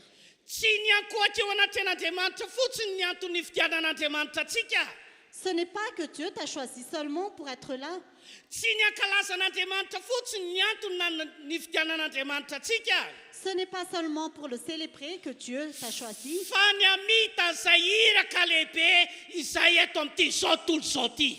mais c'est pour accomplir cette grande mission sur cette terre. Ary zany ny antony mbola natokanao velinaina somatsara ankehitriny. Et c'est pourquoi tu es encore en vie aujourd'hui. Tsy hoe novelomin'Andriamanitra ianao Ce n'est pas que Dieu t'a donné la vie satria malahelo loatra Andriamanitra parce qu'il est triste ny mahita anao de te voir, fa mbola navelan'Andriamanitra iaina eto an-tany ianao. Mais Dieu t'a encore donné la vie sur terre. Fantatrao ve raha lasana pavy Sais-tu, chers frères et sœurs, niamita an'izay iraka lehibe zay c'est pour accomplir cette grande dia mission, nitona fanan'ny olona iverina amin'andriamanitra pour que les gens reviennent à Dieu. zay le antony faharoa ny fitianan'andriamanitra atsika C'est la deuxième raison pour laquelle Dieu nous a choisis. atao hitiaka mafy an'andriamanitra izy Acclamons fort le Seigneur. ary zay ny natoka an'i paoly ny apôstôly miteny Et c'est pourquoi l'apôtre Paul a dit, tsy izaho tsony ny velona fa Kristy ny velona ato anatiko ce n'est plus moi qui vis, c'est Christ qui vit en moi. lay irak'andriamanitra lehibe tonga tetỳ ambonin'ny tany C'est l'envoyé de Dieu sur cette terre zay no velona ao anatin'ny paoly apôstôly qui vit dans l'apôtre Paul. raha lasana bavy eo Chers frères et sœurs, tena afaka ho velona ao anatinao koa ve lay iraka lehibe zay ny ran'andriamanitra eto ambonin'ny tany est-ce que le grand envoyé que Dieu a envoyé sur terre vit aussi en toi? fa raha tena velona ao anatinao marina io S'il vit vraiment en toi, dia ho karazan'olona tsy hipetraka intsony ianao tu seras quelqu'un qui ne va fa plus nomboka rester sur ianga place. amita n'ilay iraka zay ny ran'andriamanitra azy Tu vas te lever et accomplir la mission que Dieu t'a confiée. hoy jesosy Jésus a dit, ny aniko pour moi, raha tena fitinina dia hoe ny tena tiako si nous résumons ce que j'aime vraiment, dia ny anao ny sitrapony raiko zay any an-danitra c'est de faire la volonté de mon Père qui est dans les cieux. fantatrao ve ilay sitrapon'andriamanitra Connais-tu la volonté de Dieu? dia ny amonjy amin'izao tontolo izao C'est de sauver ce monde. ny atokan'ny olona eto ambony tany ho tafaverina amin'andriamanitra indray C'est pour que les hommes sur cette terre reviennent à nouveau à Dieu. tsy tian'andriamanitra izy ho verina dia ray akory ara ny zanak'olombelona Dieu ne veut pas qu'aucun ne se perde. satria ny ely dia tsy nomanina ho an'ny zanak'olombelona akory Parce que l'enfer n'a pas été créé pour les fa hommes. noforonina ho an'ny satana sy ny forongony Il a été créé pour Satan et son équipe. fa andriamanitra nanomana ny lanitra Mais Dieu a préparé le ciel ho an'ny zanak'olombelona pour les hommes. ary zay ny antony mbola nametran'andriamanitra anao eto ambonin'ny tany Et c'est pourquoi Dieu t'a mis sur cette terre. zay ny antony ny fitianan'andriamanitra anao C'est pourquoi Dieu t'a choisi. ary zay ny antony mbola nametran'andriamanitra anao eto amin'ity zao tontolo zao ty C'est pourquoi Dieu t'a mis dans ce monde. tsy ny hotahina fotsiny Ce n'est pas seulement pour être tsy ny béni. hosijanona fotsiny Ce n'est pas seulement pour être fa ny guéri. amita an'izay iraka lehibe zay nakinin'andriamanitra amiko sy aminao zay Mais c'est pour accomplir la mission que Dieu t'a confiée à toi et à moi. ary zay ny natokan'ny paoly apôstôly Et c'est pourquoi l'apôtre Paul, tena natsapa izy il a vraiment ressenti, lozako paoly raha tsy mitoro ny filazantsara malheur à moi si je n'évangélise pas. raha lasy anabavy zay manatika eto hoe Chers frères et sœurs qui assistez ici, ianareo zay manaraka an'izao fandaran'izao any amin'ny toerana samihafa any et vous tous qui nous suivez en ligne, mba mahatsapa ny fatsapan'ny paoly ve ianao est-ce que tu ressens ce que Paul ressent? mahatsapa ve ianao androany Est-ce que tu ressens aujourd'hui fa mitera-toza ho anao que c'est vraiment un malheur raha pour toi nirana ianao si tu refuses, kanefa tsy mahatateraka an'ilay iraka tu n'accomplis pas la mission? paoly teniteny Paul a dit, ananan'ny olona rehetra trosa pour toutes les personnes, na iza na izy quiconque, ka dia tsy maintsy makany roma koa aho et je dois accomplir ma mission. amototra n'izany trosako zany ho an'ny roma Je dois rembourser ses dettes. dia tsy inona ny teneniny akory Et voici ce qu'il a dit. fa natanteraka n'ilay iraka teny hitoro ny filazantsara any amin'io tanànany roma io Il a dit qu'il allait prêcher l'évangile dans tous les pays. androany ampasahina lehibe ny tenenako aminao Aujourd'hui, je te dis avec audace, tsy notahina ny antony nametran'andriamanitra anao eto ambonin'ny tany ce n'est pas seulement pour être béni que Dieu t'a tsy mis no sur terre. ambinina fotsiny no antony nametran'andriamanitra anao eto amin'izao tontolo zao ty Ce n'est pas seulement pour réussir que Dieu t'a mis dans ce monde, fa mbola napetra ny teto ianao mais Dieu t'a mis ici taoriana ny fandraisanao an'i jesosy kristy ho tompo sy mpamonjy ny fiainanao après que tu aies reçu Jésus-Christ comme Seigneur et Sauveur mbola personnel. navela no velona ianao Il t'a laissé en vie. tao afara ny fanekenao ny asa-pamonjena vitan'i jesosy ho anao Après le salut que Jésus a fait pour toi. inona ny antony Pourquoi? sotry Simple. anatanteraka n'ilay iraka C'est pour accomplir la mission. ho jesosy Jésus a dit, ny tena tiako ce que j'aime vraiment, dia ny anao ny sitrapony raiko sy any an-danitra. c'est de faire la volonté de mon Père qui est Fantatrao dans les ve raha cieux. lasana bavy Et connais-tu, chers frères na et tsy sœurs, aro reraka ane Jesosy teo amin'ny toerana io e. Dieu se sentait seul à Ary cet zay endroit. natonga azy a nipetraka teo akaikin'io fatsakana io. C'est pourquoi il s'est assis sur ce puits. Ny mpianatra dia lasa nandeha nitady sakafo tany an-tanàna. Les disciples sont partis pour chercher de la nourriture en Kanefa ville. rehefa tonga ny mpianatra Mais quand les disciples sont arrivés, tena foko azy Jesosy. Jésus était rassasié Akaka ny mpianatra tamin'io fotoana io. et les disciples étaient étonnés. Iza name sakafo an'ity lehilahy ty. Qui a donné à manger à cet homme? Satria ny antony janonanay teto Parce que si nous sommes restés dia ici, efa lera finanankaniny zao. c'est parce qu'il avait besoin Efa de fotoana nourriture. fisakafoanany zao. C'était le moment de manger. Iza ny nanome sakafo azy. Qui lui a donné de la Iza ny nourriture? natonga azy natanjaka indray. Qu'est-ce qui a fait qu'il était devenu fort à Atsisy olona nouveau? nanatitra sakafo azy aranofa akory teo.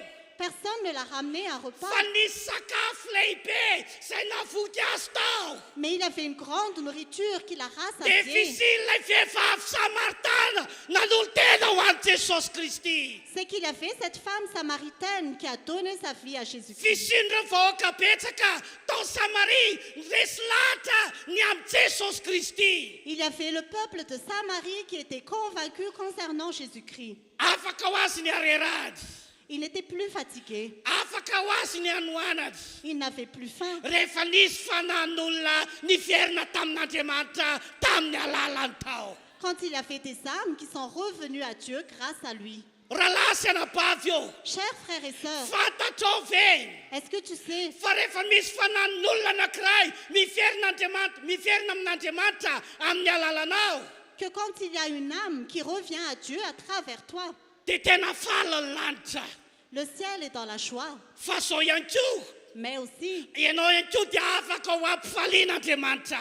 Dieu peut aussi te donner cette joie. Ahoana ho izy Comment se passe zay cela? mitoro filazantsara Tous ceux qui prêchent dia l'évangile handray fivelomana amin'izany filazantsara izany. vont vivre de cet évangile. Tena tsaroko tsara vehivavy anankiray. Je me souviens bien d'une femme. Tena renim-pianakaviana anankiray nanana olana izy teo amin'ny fiainany.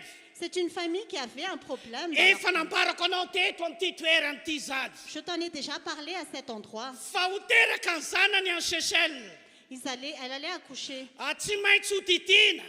Il fallait faire une Ary opération. tsy manana hery hoentina hiterahana izy. Elle n'avait pas la force d'accoucher. Tsy manana vola hoentina nataterahana zany opération zany izy. Elle n'avait pas d'argent pour faire cette opération. Nanatona lehilahin'Andriamanitra io vehivavy io. Cette femme s'est approchée de Dieu Nitaraina amin'izay olona ny zanany any Seychelles zay. et elle a prié devant Dieu. Ny vaholana natolotra ilay mpanompon'Andriamanitra ho azy. La solution que le serviteur de Dieu lui a donnée, Andana fotoa le hiraka. va accomplir la mission, Da natoreo filazantsara.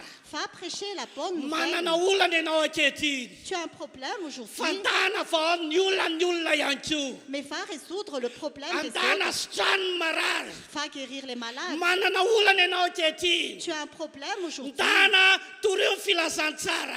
va prêcher la bonne nouvelle. Manana olana ianao ankehitriny. Tu as un problème aujourd'hui, Sarao fahasoavan'Andriamanitra amin'ny olona rehetra. accomplis la volonté de Dieu sur tous les hommes. Niverina avy tany io vehivavy io niasa ho an'ny tompo. Cette femme est partie servir Dieu. Fanompoana tena kasitrahan'Andriamanitra. Elle a fait un service que Dieu qui était Tamin'ny fito agréable. arivo Et le soir, tonga ny telefônina taminy. elle a appelé au téléphone. Maman, Elle a appelé. aza misahirana intsony ianao. Ne te préoccupe plus. Aza mitady vola intsony ianao. Ne cherche plus d'argent. Fa teraka somatsara za eto Seychelles. Elle a déjà accouché. à Za Seychelles. tsy nandalo fadidina akory. Et il n'y avait pas d'opération. Alléluia. Alléluia. Zay mitoro filazantsara andray fivelomana amin'ny filazantsara. Tous ceux qui prêchent la bonne nouvelle reçoivent la vie de la bonne Amen. nouvelle. Amen. Marka Matthieu toko fahenina andimy faraiky amby telopolo. Matthieu chapitre 6, verset 31.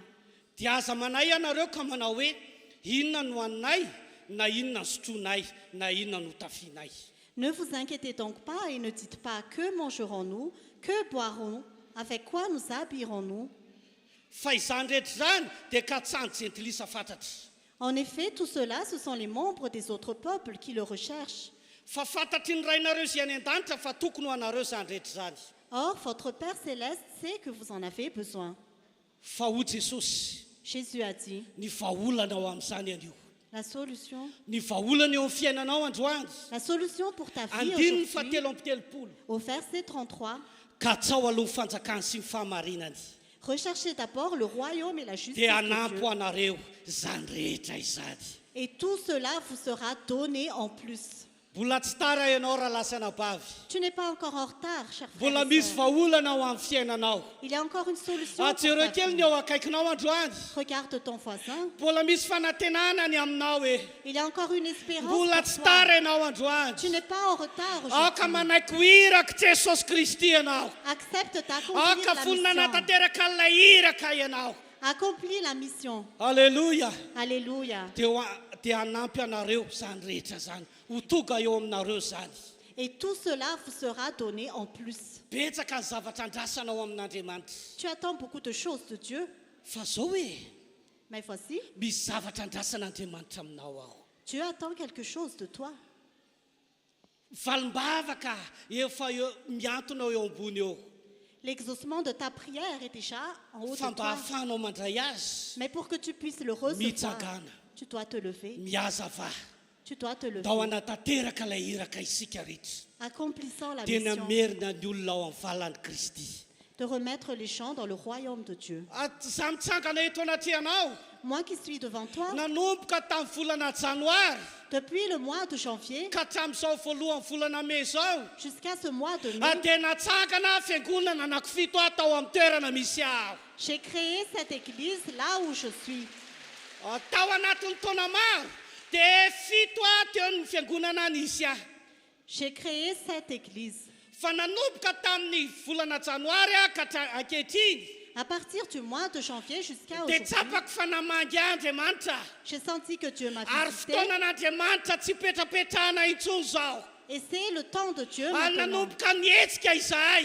Et nous avons agi, Nanomboka nitoro filazantsara izahay. nous avons prêché la Ary bonne misaotra nouvelle. an'Andriamanitra lehibe fa fito ny asan'Andriamanitra fiangonana nitsangana tao anatin'izay volana fito izay. Et gloire au Dieu Tout-Puissant parce qu'il y a plusieurs églises qui ont été créées. Afeno en ces efatra quelques amby mois. folo ny asan'Andriamanitra ao amin'ny antsoisa iendreketako.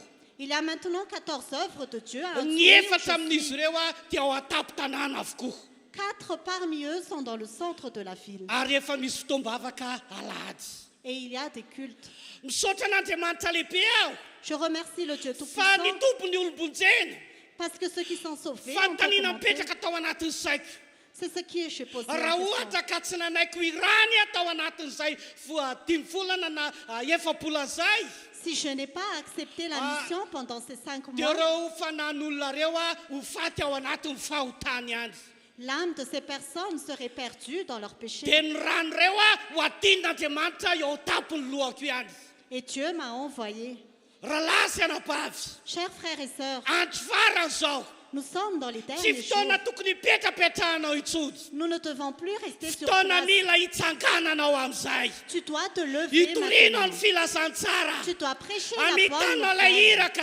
Tu dois accomplir ta mission. Fa zany ny vahaolana eo amin'ny fiainanao. C'est la solution à tes problèmes. Misaotra an'Andriamanitra lehibe aho. Je remercie le Dieu Indroa Tout-Puissant alady zay pour aujourd'hui, tamin'ny hery lady teo sy tapabolana manaraka an'iny. le dimanche dernier et le dimanche avant cela. Noentin'Andriamanitra tamin'ny toerana anankiray ary tsapako hoe noentin'Andriamanitra koa.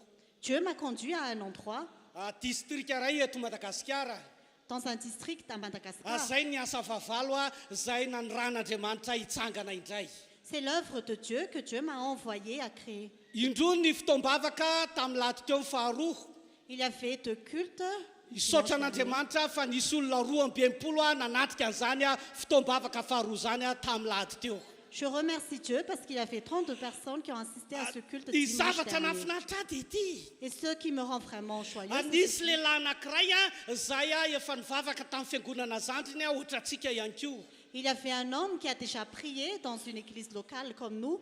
Tao anatin'ny 5 taona izy dia tsy afaka namonjy nanatrika fotoam-pivavahana tao amin'ny fiangonana zay nisy azy. Pendant 5 ans, il ne pouvait pas assister au culte où il était Satria naleminy tokony.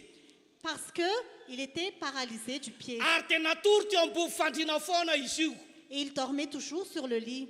fa rehefa naniraka an'ireo ekipa tany Tsuiako Mais quand j'ai envoyé l'équipe d'Antsui ho any amin'io tanàna district anankiray io pour aller dans ce district-là, dia tojo ny tokantrano nisy azy ils sont arrivés dans la maison où il était. ary ireo ekipa reo dia efa voabaiko efa nahazo torohevitra Et cette équipe a déjà reçu des recommandations tsy anontany ny fiangonana misy azy dans l'église où il était fa hanambaran'i Jesosy Kristy sy ny asa mpampitreny fita teny ambony hazo fijaliana pour annoncer Jésus-Christ et ce qu'il a accompli à la croix. ary rehefa tonga tao amin'ny tokantrano nisy azy izy ireo Et quand ils sont arrivés dans sa maison, vehivavy kely anankiroa il y avait 2 personnes, tena vehivavy anankiroa il y avait 2 femmes tonga tao an-tranon'io lehilahy malemy io qui sont arrivées dans la maison de cet homme. satria efa nandray toromaky ireo vehivavy reo Parce que ces femmes ont déjà reçu une asa matahotra recommandation. manetsika ny hery aza efa nomen'Andriamanitra anao N'aie pas peur d'accomplir la mission que Dieu t'a asa confiée. matahotra ny anangana ny malemy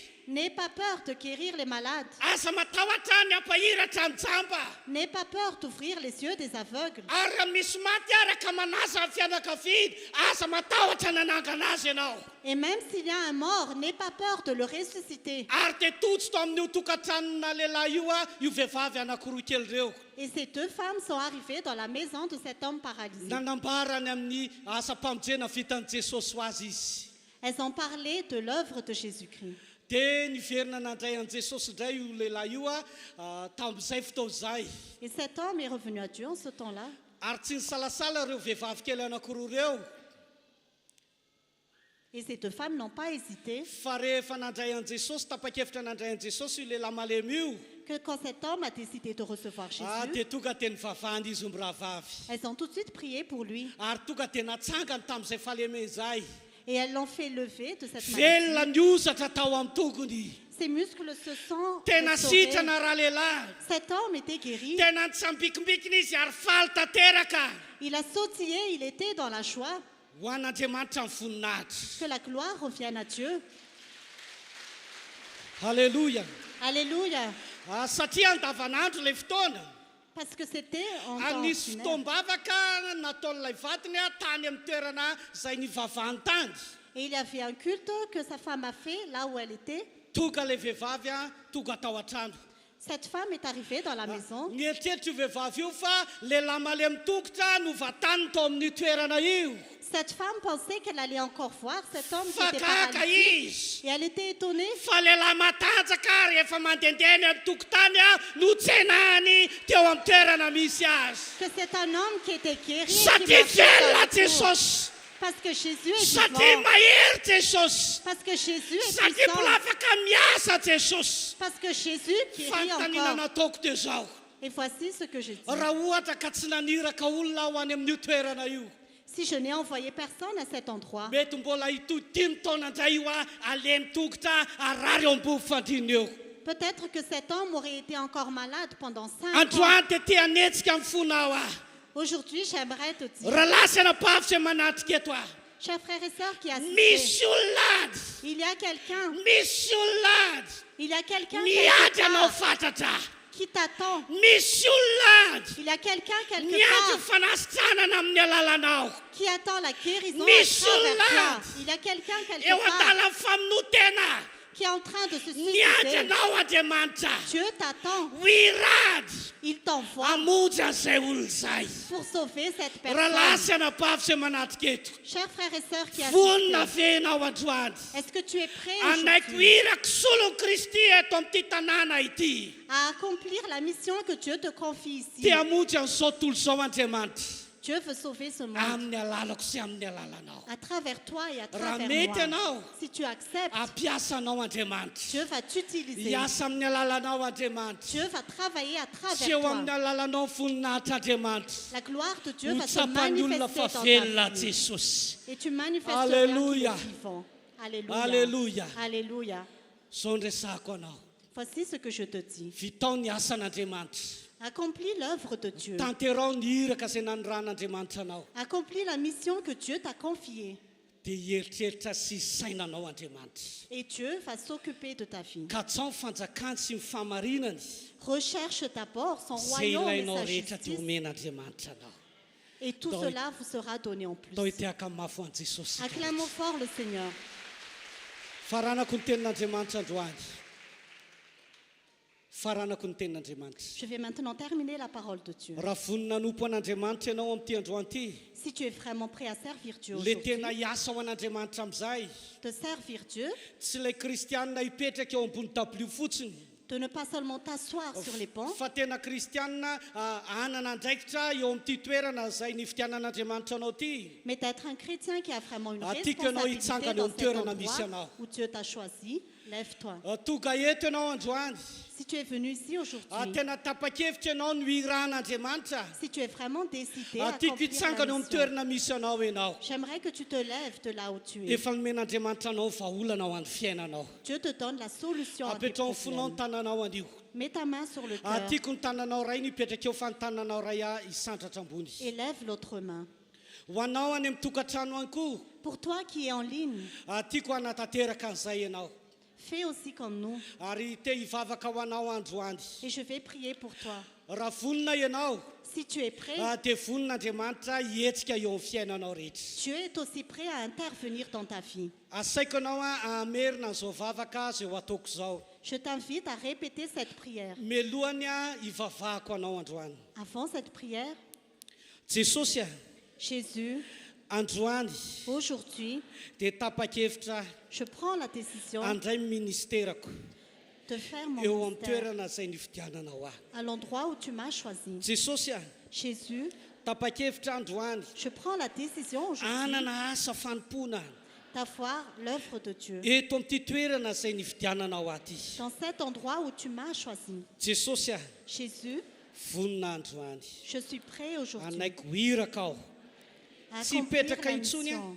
Je ne vais plus rester sur place. tsy hijanona intsony Je ne vais plus rester sur place. fa tena hitoro ny filazantsara anao. Mais je vais prêcher la bonne nouvelle. Hitona mpanota hiverina aminao.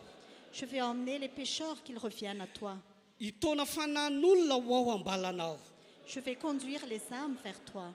Satria izany ny vahaolana Parce que c'est la solution ho an'ny fiainako. pour ma fille. Amin'ny anaran'i Jesosy. Au nom de Jésus. Amen. Amen. Aondreo ny lohanao. Penche ta tête Asandrato ny tananao. et lève ta main. Apetrao ny fonao ny tananao ray. Mets l'autre main sur le cœur. Amototra teny sady hivavaka ho anao androany. Je vais relâcher des paroles et prier pour toi aujourd'hui. Amin'ny anaran'i Jesosy. Au nom de Jésus, Na iza ny olona tapa-kevitra. quiconque est décidé Tena anompo an'Andriamanitra. à servir Dieu, Na eto amin'ity toerana ity. que ce soit ici Na any amin'ny toerana misy azy any. ou que ce soit en ligne, Mamototra teny any io. je relâche les paroles Amin'ny aujourd'hui. anaran'i Jesosy. Au nom de Jésus, Ho amarinao azy. tu vas confirmer Io Exodosy toko fahatelo amby roapolo andininy fadimy amby roapolo io. Exode que tu as prononcé. Amin'ny anaran'i Jesosy. Au nom de Jésus, Ho sitraninao ny aretiny. tu vas guérir ces Tsy maladies. ho afa-jaza intsony izy. Personne ne va Ho avorter. tahinao ny asan'ny tanany. Tu vas bénir l'œuvre de ses mains. Amin'ny anaran'i Jesosy. Au nom de Jésus, Ny fahavalo dia tsy afaka natateraka famononana azy. l'ennemi ne pourra lui faire aucun mal. Ho tanteran'Andriamanitra ny isan'ny androny. Et Dieu va te donner une longue vie. Amin'ny anaran'i Jesosy. Au nom de Jésus, Tanteraka eo amin'ny olona tsirairay avy. cela se réalise dans la vie Izay de vonina chacun. natateraka hiraka ihany koa zany. Tous ceux qui sont prêts à accomplir leur mission. Saotra Jesosy a. Merci Jésus. Amen. Amen. Manasanao amin'ny herin'ny androany. Je t'invite dimanche Raha prochain. voarainao tsara ny hafatra. Si tu as bien reçu ce Dia message, mitona mezay ianao hitady olona anankiray akoatranao eto amin'ity toerana ity. essaie d'emmener quelqu'un d'autre à cet endroit. Raha ny amin'ny tambajotra any ianao Si tu es en ligne, dia manasa olona anankiray anaraka an'izao fandarana izao any amin'ny toerana misy anao ihany koa. invite une personne à suivre aussi ce culte là où tu te trouves. Aoka tsy mifanahinao ihany no voataonanao any an-danitra.